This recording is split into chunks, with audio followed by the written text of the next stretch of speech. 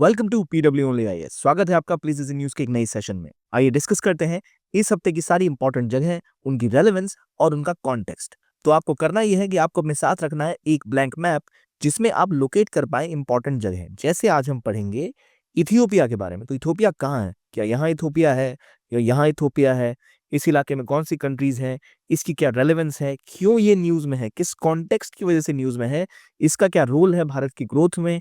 इन सभी आयामों को आज हम डिस्कस करने वाले हैं। तो चलिए शुरू करते हैं डिस्कशन एक प्रैक्टिस क्वेश्चन के साथ। कुछ देशों के नाम है Syria, Iraq, Saudi Arabia, Lebanon और इजराइल। इनमें से कौन से देश अपने लैंड बॉर्डर को शेयर करते हैं जॉर्डन के साथ? फिर से सुनिए, Syria, Iraq, Saudi Arabia, Lebanon और इजराइल। इनमें से कौन से देश अपने लैंड बॉर्डर शेयर करते हैं जॉर्डन के साथ?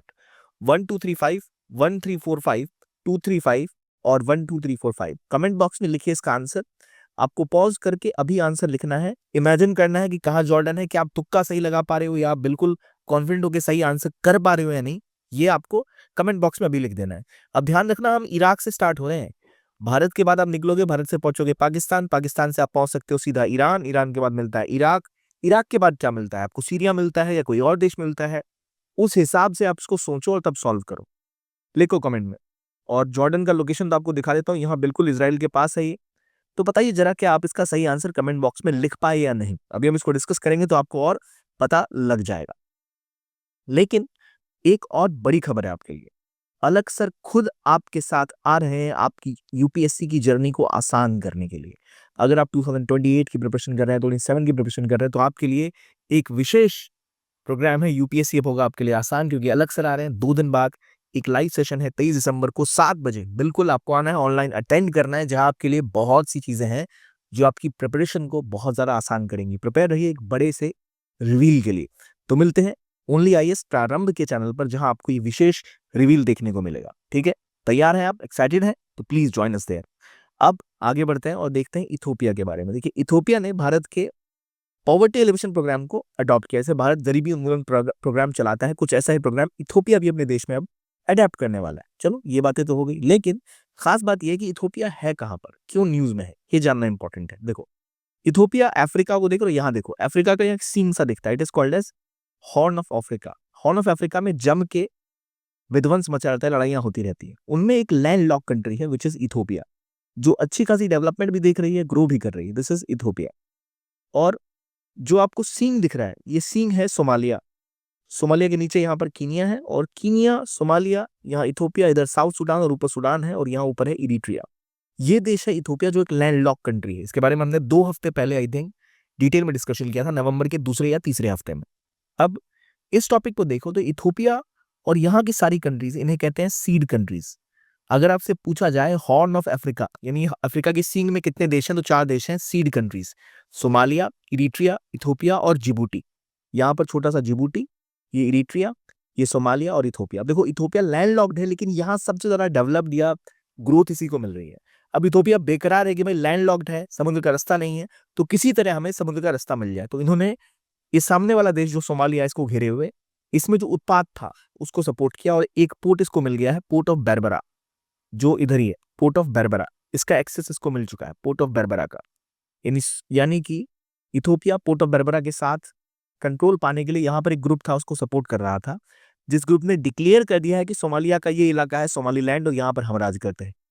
इधर एक और ग्रुप ने कब्जा करके बोल दिया ये है पंटलैंड, ये हमारा इलाका है। इधर जो छोटा सा इलाका यहाँ आपको बचता हुआ दिख रहा है, केवल यहाँ पर अभी ऑफिशियली वो अपने आप को सोमालिया कह रहे हैं। कागजों में ये पूरा देश सोमालिया है, लेकिन असल में 3 हिस्सों में सोमालिया बट चुका है। कौन कौन से इलाके में? सोमालीलैंड, पंटलैंड और सोमालिया में। तो ये कहानी थी, इथियोपिया कैसे विध्वंस मचाकर अपना रास्ता क्लियर करना चाह रहा है। तो इथियोपिया को आप देखो तो यहाँ है इथियोपिया की राजधानी अदीस अबाबा, इथियोपिया के आसपास की countries Eritrea, Djibouti, Somalia, south Sudan, Sudan और नीचे कीनिया। तो इसको घेरे हुए 4 देश कौन से आपको पता है? मैंने आपको बताया था इसको एक्सेस ऑफ सी कहां से मिल रहा है आजकल? पोर्ट ऑफ बेरबरा को ये घेर के तैयार है। पोर्ट ऑफ बेरबरा कहां पर है? तो सोमालिया में है। इथियोपिया के आसपास कई ऐसे इलाके हैं जहां बहुत सारा कॉन्फ्लिक्ट है। अम्हारा के बारे में हम जानते हैं, और कई ऐसे इलाके हैं जहां लगातार इशू है। जैसे टिगरी का रीजन, ऊपर टिगरी का रीजन है, यहाँ पर विवाद है। खार्तूम के आसपास सूडान में विवाद है, वो भी फैलकर इथियोपिया में आ जाता है। तो इथियोपिया की लोकेशन याद रखनी है, सीन के सामने एक लैंडलॉक कंट्री इथियोपिया, इथियोपिया के ऊपर इरिट्रिया है, इरिट्रिया के सामने एक छोटा सा देश जिबूटी। जिबूटी एक ऐसा देश है जो अपनी जमीन बेच देता है तुरंत। आप पैसे लेके जाओ, मिलिट्री बेस बनानी है, वो जिबूटी के आओ देश बना लो। तो पाकिस्तान के बाद कोई ऐसा है जो इस तरह का काम करता है तो वो जिबूटी ही है। जिबूटी छोटा सा देश है, तो इसके आसपास के देश, इथोपिया की लोकेशन याद रखिए। इथोपिया को वकांडा से कंपेयर कर सकते हैं, मार्वल की फिल्मों वाला, काफी तेजी के साथ विकास कर रहा है। हुआ क्या है, भारत और इथोपिया ने अपने ट्राइज को अपग्रेड करके अब उसको स्ट्रेटेजिक पार्टनरशिप पे डेवलप कर दिया। यानी अब दोनों देशों ने कहा है कि वो सामरिक रूप से स्ट्रेटेजिकली भी कनेक्ट करेंगे, सिक्योरिटी के डायमेंशन में भी कनेक्ट करेंगे। इंडिया एक महात्मा गांधी हॉस्पिटल खोल रहा है अदीस अबाबा में, जिससे कि वहां पे मैटरनल हेल्थ के ऊपर काम हो सके। इसके अलावा इथोपियन स्कॉलरशिप कई सारी अनाउंस किए वहां के स्टूडेंट्स के लिए। इंडिया की लगभग 600 से ज्यादा कंपनीज ने वहां पर रजिस्टर कर लिया है इथोपियन इन्वेस्टमेंट कमीशन में, लगभग 6 बिलियन के आसपास, 6.5 बिलियन। यानी भारत अब इनके साथ स्ट्रेटेजिक पार्टनरशिप कर रहा है और डिटेल में इनके साथ संबंध स्थापित कर रहा है। और इथोपिया का रेलेवेंस यही कि इथोपिया अफ्रीका में एक डेवलपिंग कंट्री है जो स्टेबल है। और इसके अलावा इथोपिया के ज्योग्राफी को हम देखें तो इथोपिया के रीजन को कहा जाता है it's roof of Africa, Africa की छत, क्योंकि यहाँ पर है माउंट रास जो यहाँ का सबसे बड़ा पीक है। ये रिफ्ट सिस्टम का पार्ट है। रिफ्ट सिस्टम मतलब बताता हूँ, रिफ्ट सिस्टम ये आप देख रहे हो, यहाँ कहा जाएगा कि यहाँ से शायद अफ्रीका टूट के अलग हो जाएगा और ये हिस्सा फिर अलग होके टूट जाएगा, और ये यहाँ से आपको अफ्रीका टूटता हुआ दिखेगा और ये हिस्सा अलग हो जाएगा। तो इसलिए से रिफ्ट वैली का पार्ट भी कहा जाता है। रिफ्ट भी यहाँ पर बनती दिख रही है, ग्रेट रिफ्ट होने की संभावना है। तो यहाँ टेक्टोनिक एक्टिविटी काफी होती है। रिफ्ट वैली की कहानी नॉर्मली अलग है, पर एक रिफ्ट और आने वाली, इसमें अफ्रीका का ये हिस्सा टूट के अलग होने की संभावना भी है। आई होप आपको याद रहेगा। चलिए अब बात करते हैं एक और इलाके की जो न्यूज में था, वो था तिग्रिस रिवर। इराक की एक नदी है तिग्रिस, उसका पानी सूखता जा रहा है। और तिग्रिस वो जगह है जिसे कहते हैं क्रेडल ऑफ सिविलाइजेशन। मेसोपोटामिया की ऐतिहासिक जो सिविलाइजेशन थी इसी नदी के किनारे खड़ी हुई थी। तो इराक का जो आपको ये दिख रहा है, कौन सी रिवर है, तिग्रिस रिवर। ये देखो आती कहाँ है, तुर्की से आती है और जाके फिर ये बसरा के पास ही नीचे मिलके यहाँ पर्शियन गल्फ में मिल जाती है। या शटल अरब है, तिग्रिस है और यूफ्रेटिस, दो मेजर नदियां इधर देखो, यूफ्रेटिस और तिग्रिस। ये दो ट्विन नदियां हैं, दो जुड़वा नदियां जिन्होंने यहाँ पर पूरी सिविलाइजेशन को खड़ा किया। तो इसलिए बहुत महत्वपूर्ण रोल है इनका इस इलाके के ऐतिहासिक विकास में। तो तिग्रिस का सूखना मतलब इराक के लिए पानी की भारी कमी। तो अगर आप याद करो, तुर्की से आता है ये और ये आपको फिर बसरा होते हुए पर्शियन गल्फ में एंटर करता है। कौन सी रिवर, टिग्रिस। दूसरी कौन सी है, दो नदियां मैंने बताया, टिग्रिस और दूसरी कौन सी थी, क्या नाम है इसका, कौन सी नदी है, यूफ्रेटिस।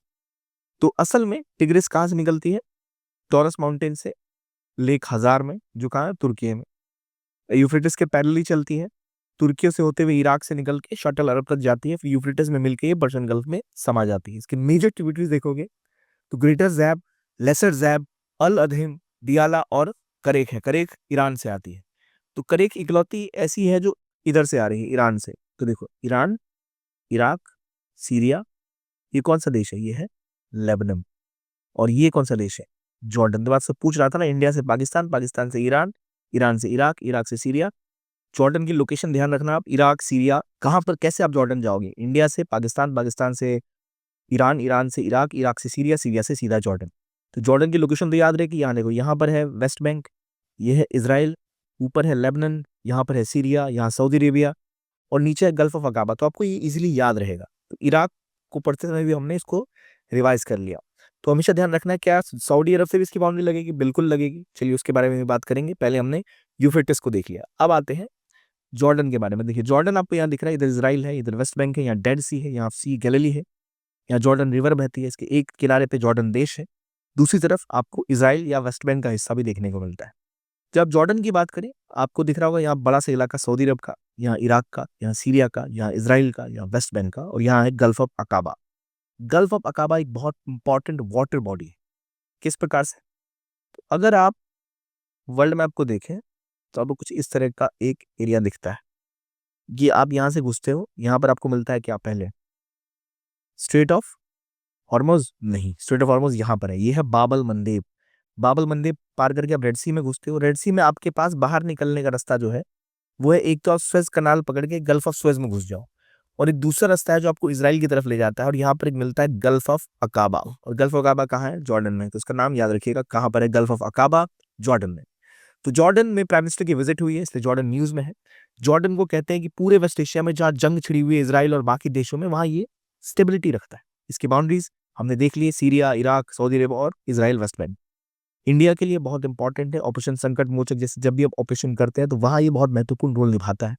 भारत के साथ मिडिल ईस्ट में जो आईमैक कॉरिडोर बनने की बात हुई थी, India, middle east, Europe economic corridor, उसमें भी ये बहुत महत्वपूर्ण रोल निभाने वाला था। भारतीय कंपनियां यहाँ पर अक्सर रहती हैं क्योंकि सिक्योरिटी का काम ये करता है। और सीरिया या इराक में आपको अगर कोई रिकंस्ट्रक्शन का काम करना है, कोई इंफ्रास्ट्रक्चर डेवलप करना है, तो उस हिसाब से सीरिया में ये बहुत महत्वपूर्ण रोल निभाते हैं। तो गल्फ ऑफ अकाबा रेड सी के पास है, डेड सी अगेन हमने देखा, रिवर जॉर्डन हमने देखा कहाँ पर है। इसके महत्वपूर्ण शहर अमान, जरकरा और नेबर्स जो हमने देख लिए। अगर आपसे क्लॉकवाइज पूछा जाए, एंटी क्लॉकवाइज पूछा जाए, नॉर्थ टू साउथ पूछा जाए, तो अगर आपको मैप याद है तो चीजें आपको हमेशा याद रहेंगी, इसका ध्यान आपको रख लेना है। तो ये है कहानी थी जॉर्डन की। अब जॉर्डन के बाद एक और देश न्यूज में था, ओमान। ओमान आपको बिल्कुल यूएई के पास दिखता है, स्ट्रेट ऑफ हॉर्मुज के ठीक नीचे। ये भी ओमान का हिस्सा। ऊपर जो दिख रहे हो आप मुसन्नम पेनिनसुला, ये भी इराक का ही, सॉरी, ओमान का ही हिस्सा है। ये मुसन्नम ऊपर पेनिनसुला जो देख रहे हो ये भी ओमान का ही हिस्सा है। तो ओमान का नाम याद रखना। ओमान के साथ न्यूज क्या है कि ओमान के साथ हमने एक सीपीए किया है, कॉम्प्रिहेंसिव इकोनॉमिक पार्टनरशिप एग्रीमेंट, यानी एक तरह का ये पहला एफटीए है ओमान का 2006 के बाद जो उन्होंने अमेरिका के साथ किया था। ये दिखाता है कि ओमान भारत के कितने करीब आ रहा है। असल में इससे भारत से और ओमान के बीच में व्यापार बढ़ेगा। भारत से जाने वाली लगभग 98% चीजों पर कोई टैरिफ नहीं लगेगा, कस्टम ड्यूटी नहीं लगेगी। इंडिया के एक्सपोर्ट और आसान हो जाएंगी और भारत को बहुत फायदा मिलेगा। हमारी लेबर इंटेंसिव जो सेक्टर्स हैं, टेक्सटाइल, लेदर, जेम्स, इन सब इंडस्ट्रीज को बहुत फायदा मिलने वाला है। इसके अलावा 127 ऐसे सब सेक्टर्स हैं जो अब इंडियन कंपनियों के लिए खुल गए, IT, health care, research and development.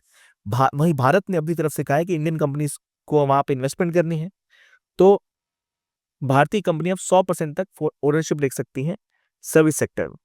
इससे कि गल्फ में उनकी प्रेजेंस बढ़ेगी। यहाँ तक कि आसपास लोग अगर अपने वर्कर्स को यहाँ से वहां ले जाना चाहे तो वहां भी कोटा बढ़ के 50% हो गया, यानी इंडिया के मैनेजर्स को आप इजीली ओमान ले जा सकते हैं अपनी कंपनी में।